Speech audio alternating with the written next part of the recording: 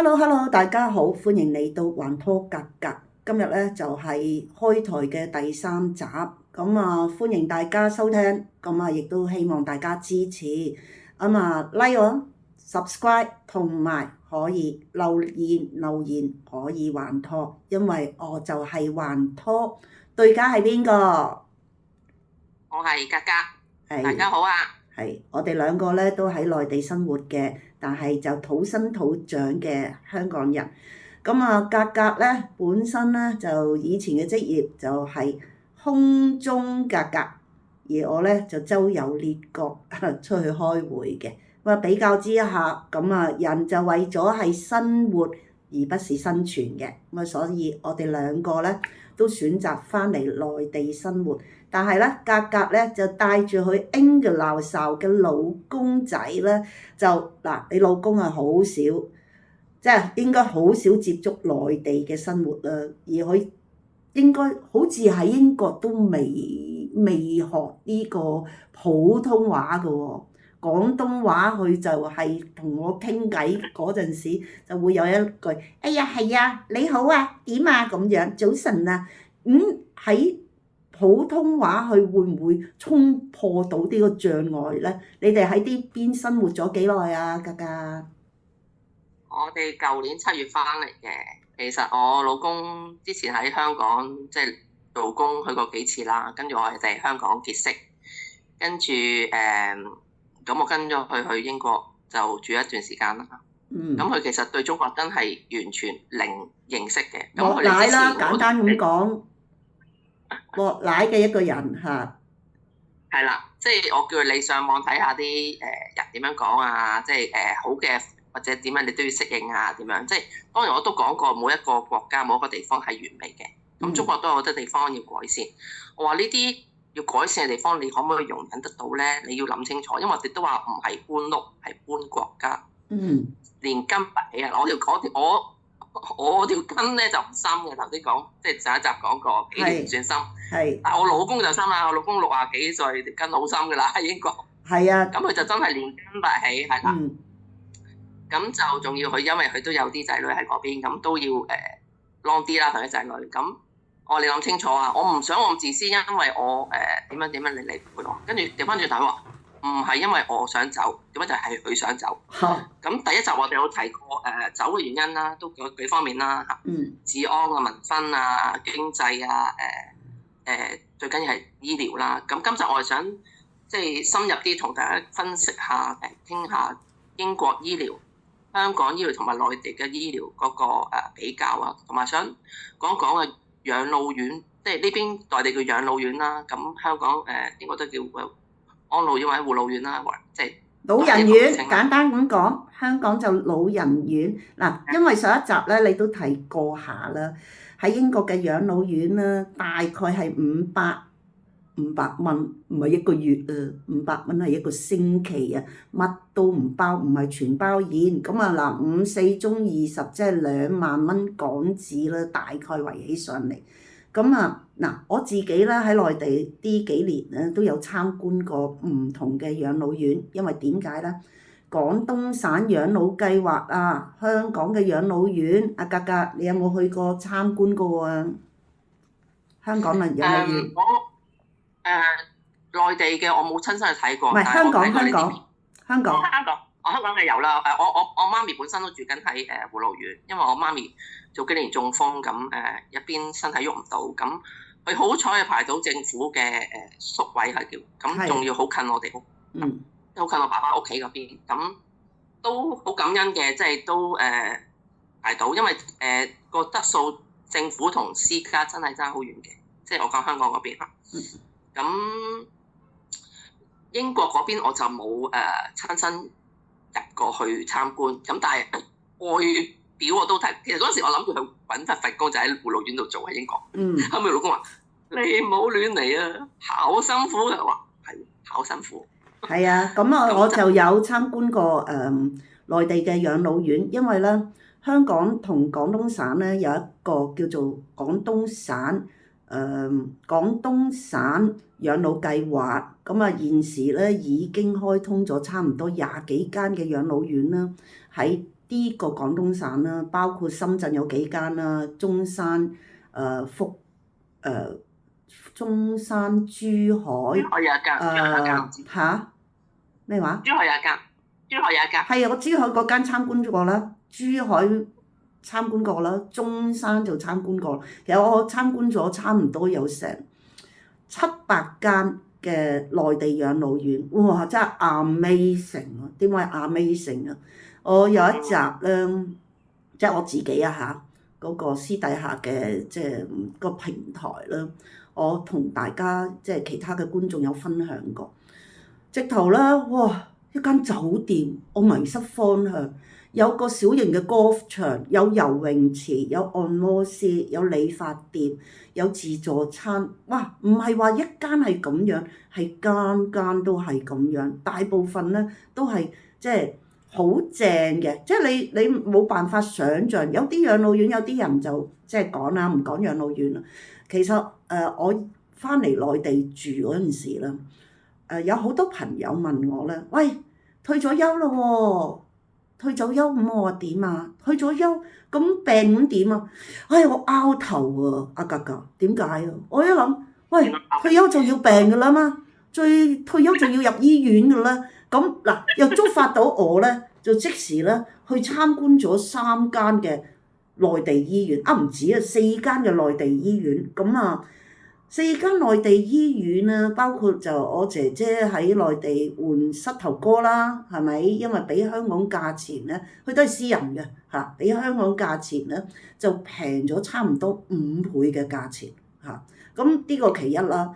第二咧就係有啲即係醫院啊，係香港嘅投資者去建立一個私營醫院，個私營醫院唔係諗住我話私人診所咋，唔係醫院啊。喂，有17層樓嘅私營醫院，香港人投資者，同埋咧有香港醫生長住嘅喎嚇。咁啊，另外一間就係腦科醫院啦，咁亦都係全內地嘅投資者啦，係一個上海企業啦。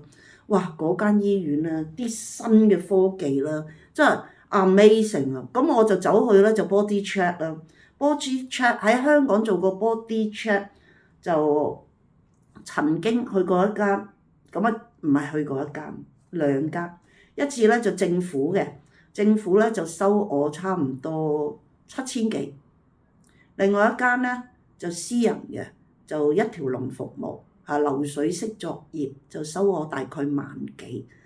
我今次咧喺內地膽粗粗又走去 body check， 你知唔知咧個價錢幾多？我2000蚊唔使啦，就全包現啦，心肝脾肺腎全那部啦都 check 晒，唔係普通抽血 check 嗰10幾樣嘢，我係做埋 MR 啦，各樣啦都有做。咁啊2000幾蚊啊！我又知道咧，你啱啱翻嚟內地之後咧，就你自己本身身體狀況好似有啲小問題出現啦。又講下你嘅經驗啦，喺內地嘅醫療同你喺以往香港同埋喺英國嘅醫療咧，你感覺有個唔係話兩者比較，係3者比較，你會覺得點啊？喂，講下你啲經驗你聽下。我嘅環科跟正唔係跟正嘅，想講翻頭先你講嘅護老院咧，你參觀嗰啲咧，呢度唔係叫護老院，係護老社區。你成個係啊，成幾座大廈，跟住咧，總之好大規模啦咧，內地。係咩？會唔會有麻雀打㗎？梗係有啦。係咪？老人家要打麻雀㗎喎。整個 club。咁咧咁好啦，咁啊到我分享我嗰個入院經歷啦，因為我舊年7月到內地，咁我就8月中咁上下嘅時候，個心嗰個位咧有啲痛，揞住咁，都好。其實應該話喺英國都已經有咁嘅情況，但係就冇去，唔敢去睇醫生，因為都唔知點睇。我即係琴日第一集講過係要揾嗰啲叫 GP 家庭科醫生去寫 referral，根本都冇冇能力俾我哋揾到個 GP 醫生，好啦，咁我就一路拖到嚟，咁啊因為真係好痛，咁咧我就唔係 call 白車喎，咁我問我朋友入邊度醫院啦，我朋友介紹咗間喺珠海咁樣咁啊，咁我老公初頭到步佢就唔係好適應呢個生活，咁佢都情緒唔係咁好，咁佢就冇乜點照顧我老公，咁我就自己拖住個篋入去，咁我朋友本來想送我入醫院，咁佢哋又有嘢做，咁我自己打車入去醫院咁。咁入醫院嗰時咧，咁呢度啲人真係好貼心，因為我哋港澳居民，咁我又唔識搞佢嗰啲登記成，咁我就問攞住張回鄉證，我話點啊？嗰度有人幫你，我話我唔識搞啊，咁啊幫我啦，咁話咩事？我心痛啊！你唔好搞，即刻碌去急症室，我話跟住拖幾幾啲高人就話你咩事啊？我心好痛啊！咁我當時就少咗喊啦，因為情緒，跟住佢話我咪話你唔好喊，你唔好冷靜。你深呼吸，跟住就停，即係冷住咗一陣咧，佢就幫我驗佢咩心臟心電圖，跟住就幫我照超聲波，跟住就話你有啲嘢喎，你要住院喎，我知啊，所以我帶埋篋嚟佢話咁咧，因為我其實因為我唔係住喺，我唔係去翻我自己附近嘅醫院，去嗰間都一段車程嘅20分鐘，因為20分鐘 OK 啦。係啦。我都係自費，咁我朋友話咁你直接去3甲醫院啦，唔使去2甲醫院㗎啦。咁我去到咁，跟住我朋友之後就嚟咗啦。佢對夫婦就話：你住院啊？咁我係啊。咁嗰日就好枯，就冇房，就擺咗喺我急症室嗰啲床度，都唔緊要。一晚咧，第2日佢已經安排咗去心臟科嗰度。咁咧，我第一集講過，我話內地咧就係唔使再你去見一個普通科醫生，就話再去評估你。就直接搬你上去心臟科㗎啦。咁就心臟科同我主診嘅女醫生咧，好靚女嘅後生女，30歲，跟住好想講廣東話嘅，其實我普通話都可以嘅，咁廣東話就會表達得好啲添啦。跟住就唔學添，即刻已經當日下晝就整堂調，嗰時好似禮拜6又唔記得做，總之佢都即刻幫，唔知唔係當日即係當日就照簡單啲嘅心臟超聲波啊嗰啲嘢啦。咁就問我你想唔想做心臟造影？我話心臟造影。係咪真係通波仔？佢話係啊，你哋講香港人叫通波仔嘅話，因為佢驚我心臟塞，咁佢話冇做過喎，好似又冇喎。因為以前喺做空中格嗰陣時，即係盡量用晒佢啲醫療啊成。我臨尾辭職之前，我都係由頭照到落尾咁滯㗎啦。除咗腸胃冇照，我哋個腦都照埋。咁我覺得又冇試過一次，咁但係都講真都幾年前嘅事啦嚇。咁機器都會。就生鏽一日嘅嘛，咁我咦係喎，做都好喎。咁因為即係有好多朋友都係咁嘅年紀都驗到都有事，咁通埋波仔，咁佢就解釋俾我聽，佢話你上面咧就唔會同我做內地咧就唔會同我做心臟超聲波，佢話一嚟咧就做心臟造影。我唔知大家識唔識心臟超聲波同心臟造影？有咩分別啊？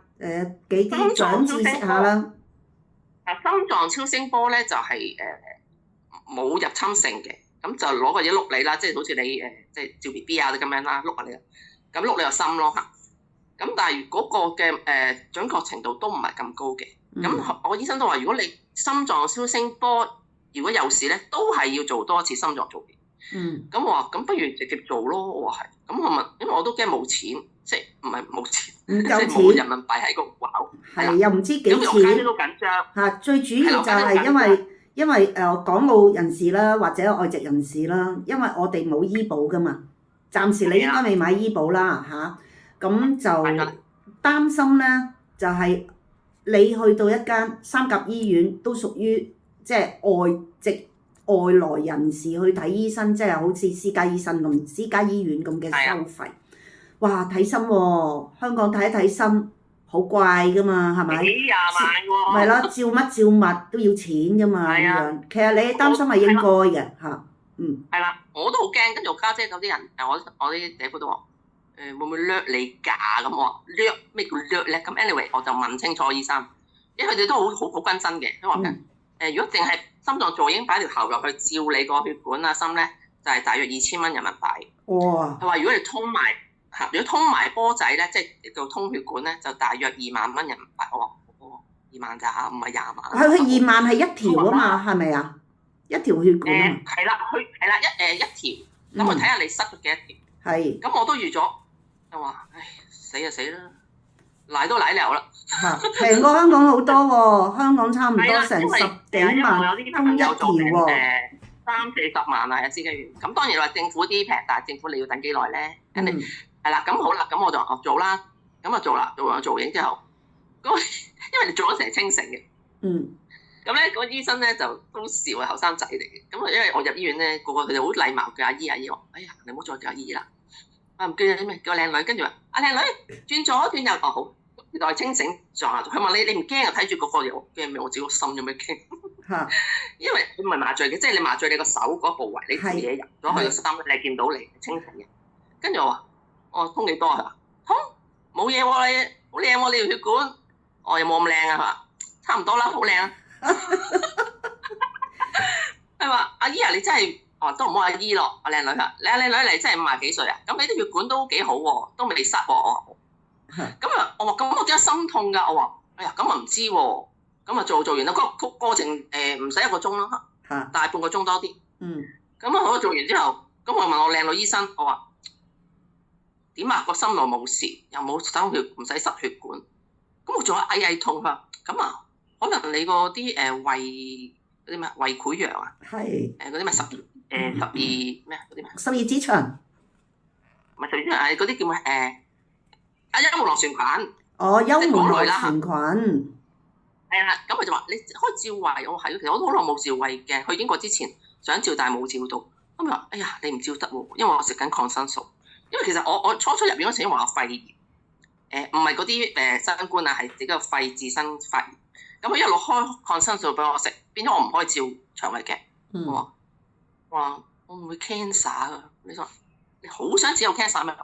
你一場嚟到，你幫我驗埋。幫我驗埋啦，驗埋抽血有冇癌症實質啊？好啦，幫我驗幾嚿水啫。咁好啦，跟住話頭先有個奶到奶涼，哎呀，會唔會肝膽腎胰脾有事咧？哎呀，驗埋啦，又係幾嚿水。跟住話唔係喎，因為我同講我朋友膽石嘛，咁啊驚膽石痛，有冇事啊？我唔係喎，婦科都幾年冇驗，又驗埋啦，又唔知100定200。跟住佢醫生話你好似入嚟做 body check 喎，咁。奶到奶流啦，連都係啦，佢又唔會講你走過，又跟住我咁做埋，我除咗個腦同埋嗰個腸胃之後，全部做晒，係做埋中醫，做埋啲中醫嗰啲治療添，有少少。你話幾多錢？如果幾百咪幾千咯，有冇住1晚先？我住成個禮拜度假，唔知幾爽。哇！住成個禮拜啊，咁正啊！喂，內地咧冇好似香港咁樣大房嘅喎，最多就係3到4人房喎。你住咗嗰個咩房先？嗱，就咁嘅，我嗰層咧，佢有間大房6人房，後尾我老公都係住嗰間房，住咗2晚。我自己一入去咧，佢就擺咗3人房。咁咧，佢哋單人房已經叫好大，即係空間咁大，有單人。咁3人房1晚，我記得好似都係唔知50-60蚊房租咁樣。係。咁我住咗1個禮拜啦，咁佢唔包嘢食嘅，嘢食你就自己俾錢嘅。咁啊，即係3個人 share 一個浴室咁樣，其實真係好好。就講翻我個價錢咧，陣間先講翻香港比較咧，我唔係成日想晒香港，因為我啲屋企人仲喺香港接受緊香港嘅醫療。咁但係香港真係爆到嗰日我媽即係1月份入過3次醫院。咁其中你以前我唔知你有冇去探病啦，香港醫院佢以前有張凳喺中間，一間大房入邊，點解有張凳俾你坐？即係床與床之間咧，而家冇張凳。咁啊，以前我記得係8張床，咁啊因為掹起咗張凳咧，咁就加多張床落去，一間大房就10張床。OK。咁未算，咁走廊嗰啲位加床咧都係慣例嚟㗎啦，即係走廊嗰啲位加床。嗰啲可能俾啲後生啲嘅，咁好冇私隱，你啲走廊啲人行下去㗎。咁都未算經典。咁啊即係我個探阿媽嗰時咧，就我媽前面有一個床，即係10張床入邊有條通道嘅嗰度，個大房入邊，就擺多1張床。之後第日佢咧就擺多2張床，即係換句話講，一間房有12張床。咁中間嗰個牀咧，咁佢就冇一張食飯台成，咁佢就 share 隔離分享，即係隔離嗰啲台咁樣咯。嗰啲其實都冇緊要，因為大家都將就下啫。咁最慘嘅病人係點咧？即係我哋有時都要我都要出去噶嘛，我走或者我要洗手去剩，咁我哋都要走。咁碌個病跟前喺度跟咗得，真係好慘。我同我內地啲親戚啊、啲朋友講到，哇，香港咁樣，我係啊，點解即係冇比較冇傷害？即係我唔係講輕香口香個説話，就係我哋選擇翻嚟就係因為個生活質素嗰樣嘢都係比香港係我哋負擔得。當然話有錢住明德啊、咩浸會啊醫院當然係好啦。咁但係因為我去英國已經斷咗份保險。咁啦，咁頭先我住咗1個禮拜，用嘅錢用咗9000幾蚊人民幣，9000幾醫保嘅，唔使1萬。咁咧如果有醫保咧，好似話俾7成、8成咁樣啦，好似政府幫你咁我都好合理啦。咁譬如我攞藥，因為我嚟到就驗咗膽固醇同埋嗰個血高，咁我而家攞2個禮拜藥。唔係2個月藥都係14蚊人民幣，血壓高同膽。呢啲藥係中國生產嘅外國藥。但係咧，我想講藥咧，我又想即係題外話啦。咁啊，頭先你分享咗喺內地嘅即係睇醫生嘅經驗啦，去到醫院做晒差唔多整下就變咗成個 body check 啊嚇。咁我上次咧就去咗間醫院度。就 body check， 咁咧我咧自己本身咧都有些少問題，就係個骨啊，啲骨啊，佢話我骨質少少疏鬆，咁啊佢要俾啲藥我心諗，屌收我咁平，啲藥梗係好貴㗎啦，咁樣係要開啲藥俾我，哇好啦咁樣，但係真係好方便喎，我用微信俾錢，微信配藥。咁啊，去到藥房攞藥咧，佢話攞得啦藥，你俾咗錢先啦，咁樣我咪去前台俾錢咯，俾咗2個禮拜藥，你估下幾錢？2個禮拜冇10蚊咯，唔使10蚊咯，唔使10蚊咯。但點解咧？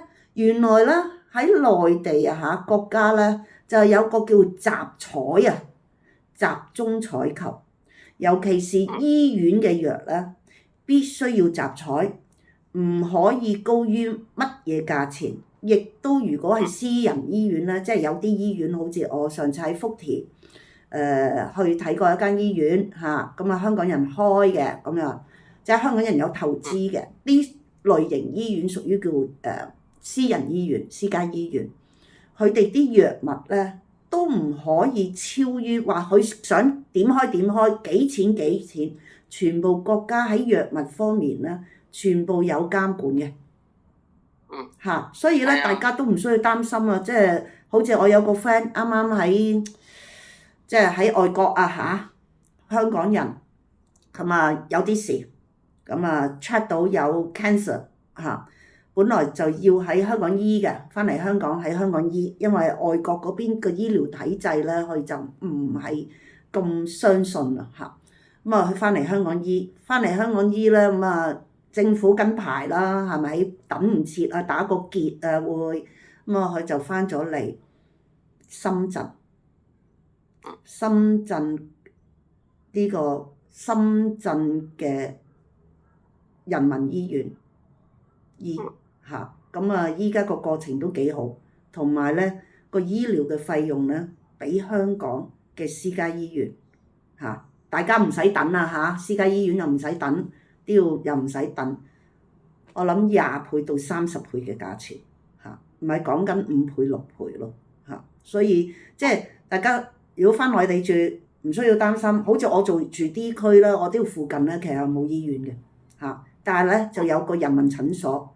都係人民診所咧開藥俾你啦，開足2個禮拜，個2個禮拜嘅藥咧就係10幾蚊咁啊診金咧就係幾廿蚊咁啊搞掂啦。總之100蚊就2個禮拜藥，傷風感冒完全冇甩漏。喺香港你傷風感冒你唔會去政府醫院排隊噶嘛，你咪睇個私家醫生咯，私家醫生開俾你嘅藥收你最少300到400蚊最少噶啦，係咪？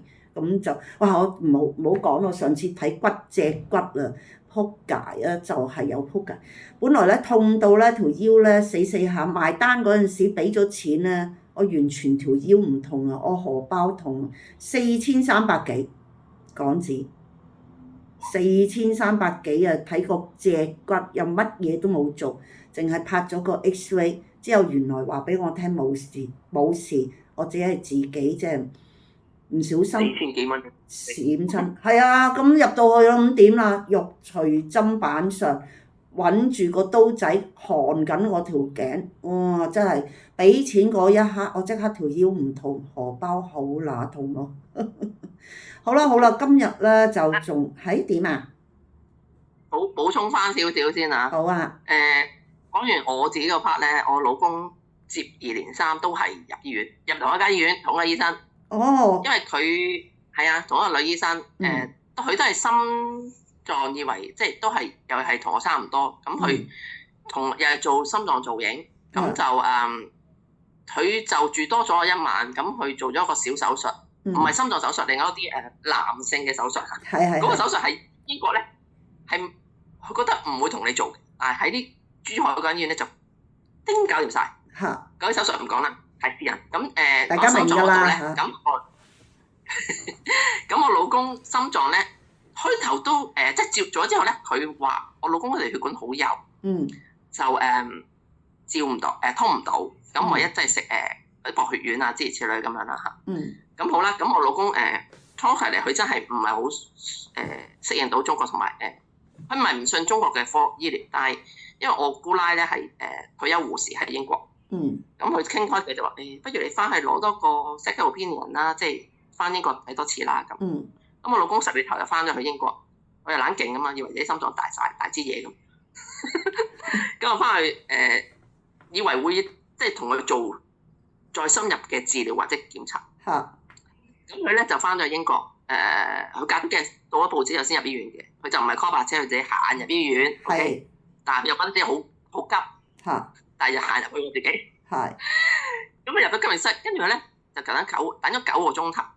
喺急症室。9個鐘啊。係。佢中午佢就仔車佢入去，即係中午入去，跟住夜晚9點先俾佢上房。咁佢就好開心啦，入到房啊，大支嘢咁，跟住。因為嗰日禮拜5，我記得，跟住佢諗住因為英國禮拜6日嗰啲人唔做嘢，即係嗰啲化驗啊啲人唔做嘅。係。咁佢入去就做好簡單嘅心臟嗰啲叫咩？心電圖嚇。係。咁佢心臟水全部做唔到嘅，因為禮拜6日。咁我就諗，你喺嗰度唞2日啦嚇。點知禮拜日晚咧，病犯就話：你冇事啊，出院啦。嚇。掉我老公走。我老公話出院乜都未做喎。就係做咗心電圖嗰啲，即係掛機嗰啲心電圖嗰啲嘢啫。跟住話呢個咪做咗咯，成日珠海做咗啦，第一套已經同佢做啦。跟住話冇㗎啦，佢話你要做心臟 further 嗰啲，即係進一步嗰啲檢查咧，你要排期喎。咁都算快嘅，都係排咗2-3個禮拜就俾佢做咯。咁做完即係佢出咗院之後，再去翻啲診醫院度做。咁佢做咩咧？咁啊做翻頭先我同你講嗰個心臟超聲波。係。咁其實我已經做咗心臟造影啦，喺中國。但係佢又翻返轉頭做個心電圖都唔緊要，咁或者佢安心，係啦安心。咁如果都係驗到佢話佢個心血管有問題啊，但係做唔到手術啊，咁又話都係心絞痛啊，咁都係俾藥佢食啦。咁啊俾咗心絞痛嘅藥食咧，咁後尾佢知道瀨嘢啦，翻到去都幫佢唔到，咁佢就死死地氣又翻返嚟啦，咁你唔鬼翻添。我啲朋友話：你老公係咪走唔翻嚟喎？要翻咪翻，唔翻都冇辦法㗎。如果覺得中國適應唔到，咁你咪翻英國咯。其實咁佢覺得有比較有傷害，係啦，咁咪又翻嚟咯，係咪先？咁佢覺得中國醫療得喎，咁咪又翻嚟啦。咁啊睇翻去翻女醫生嘅覆診，女醫生話翻嚟啦。我話係啊，做咗啲咩？我話冇乜做過嘢，淨係做咗超聲波又翻轉頭做翻超聲波。我話係啊，咁啊驗到心絞痛，俾一啲藥佢食。咁最好笑嗰英國醫生就心絞痛喎。不停俾佢食喎，又冇同佢講幾時停喎。咁我女醫生話：心絞痛啲藥唔係長期食個噃，你係痛先至食嘅噃。咁後尾佢就因為食心絞痛藥嗰時，佢真係好多副作用。佢直情即係流汗啊，流得好緊要啊，即係脾氣嗰樣嘢。後尾停咗藥之後就好好多。咁係啊，個女醫生珠海個女醫生就話：你停藥啦。咁後尾佢都停咗藥個幾月啦，咁而家個身體狀況都好好多。咁後尾佢咪知道邊個係龍，邊個係鳳咯？即係有陣時你即係好多人覺得外國醫療好好，其實你哋真係要親身去體會過，你先至可以俾評價。中國醫療我同你講都係好，咁你哋唔信嘅，即管嚟試下。係咪？係啊，即管嚟試下，即係好似你老公初時期個情緒有問題，唔開心。不過你好啦，就係阿格格，你帶佢去檢查咗一次，原來做同一樣嘅嘢始終就心病還需心藥醫。嘥錢翻去英國住揦咗成2-3個禮拜，翻嚟個回收原來仲差過喺中國做。咁而且溝通上咧，喂嗰邊咧嗱，去 English 講英文，咁喺內地咧嘅中國醫生咧嗱，因為咧平時我哋好簡單啦，我哋去到外國，我哋啲香港人普通話就一般，因為我們是普通人 ，OK， 好啦，講英文 hi bye。咁冇問題啦，點下菜食下嘢冇問題。但係咧講醫療咧，其實我都唔識，我諗你都唔係好叻。咁嗱喺中國嘅醫生咧，同你老公咧去溝通咧，因為真係醫學常識好多啲字眼咧，唔係一般人識噶嘛。咁嗰個女醫生或者當地嘅醫生喺你嗰邊嘅醫院嘅醫生咧點咧？同你老公溝通有冇障礙咧？你老公明唔明？或者你老公講嘢個醫生明唔明佢講乜嘢咧？你問得好好，雲托。如果呢啲事情發生喺20-30年前咧，就真係企咗喺度。但係而家你記住有翻譯軟件，翻譯神器。翻譯神器，好老實講，我啲英文OK 啦，唔係點同佢生活啫。但係你話齋啲用詞啊，特別詞語啊，我都唔敢同佢翻譯。我淨叫老公，你邊度問題你督俾醫生睇，你英文翻譯俾佢。調翻轉頭個醫生都係用中文去同佢講，大家用手機傾偈，其實仲好。譬如去做心臟造影嗰啲，我唔可以跟佢入去翻譯嘛。咁個醫生點啊？先，我唔識中文嘅話，先，佢咪用個手機佢轉左轉右，令前令後嗰啲一樣啫。其實，所以其實而家根本就係個科技係令到大家個距離係縮短咗。我開頭同我老公講，佢初嚟話唔識嗌嘢食啊，而家佢自己可以嗌美團，嗌其他嘢食，或者出去買嘢。其實你用手機其實係真係唔好。其實我好坦白講，呢度內地人就算，因為我啲城市我住嗰都唔係2線，即係3線城市。唔識英文係好正常。問題佢唔識英文，佢唔會佢你於千里門外。譬如去啲其他嗰啲國家啦，唔講邊個國家，即係中國而家唔係好中意嗰啲國家，即係佢見到英文係彈開嗰啲人，即係佢交叉你嗰啲，但係係啦，交叉你嗰啲，但係中國唔係，就算啲清潔阿姐唔識佢講，都笑住hello 就講 hello 右手，跟住即係佢唔會去抗拒你，去盡量去用軟件嚟翻譯。或者有時候我老公初都好咁唔好適應，因為望我話佢望你唔係佢傷害你，佢覺得真係少外國人喺度，佢望你好得意喎，又肥豬耷咁樣成個聖誕老人咁樣，即係咁佢一望你咪同佢講呢下，跟住呢下，即係大家冇嘢。我而家成日同佢講，你上車咪呢下，落車咪車兩句夠。係啊即係呢個生活，我覺得佢而家適應咗啦，開始即係佢唔覺得人哋去侵犯佢。相反佢成日撩啲小朋友啊話呢下好似鸚鵡咁，係啦，慢慢適應啦。咁乜都好，大家就係要開開心心，係揾生活，不是揾生存。好啦，今日嘅視頻，今日嘅齋拖就嚟到呢度，大家點讚、subscribe 同埋可以俾留言，還拖我哋都可以，因為我哋係還拖格格。好，拜拜，我哋明天再見，拜拜。拜。